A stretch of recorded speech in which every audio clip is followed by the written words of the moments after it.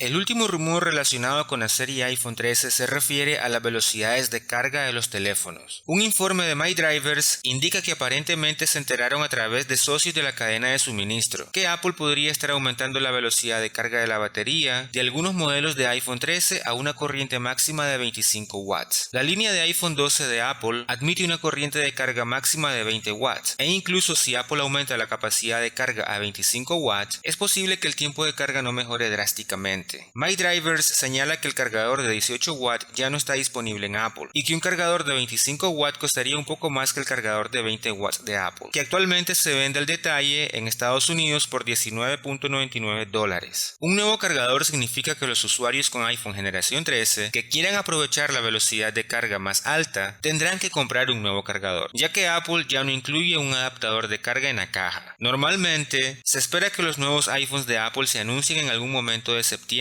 o alrededor de esa fecha. La próxima generación de iPhones puede ofrecer funciones de pantalla siempre activa, las opciones de almacenamiento de hasta 1 TB pueden estar disponibles y puede tener un set de cámaras más grande en la parte posterior. En cuanto a las velocidades de carga, los informes anteriores sugieren que el iPhone 13 también puede presentar una carga inalámbrica más rápida, que actualmente alcanza un máximo de 15 watts con un cargador MagSafe.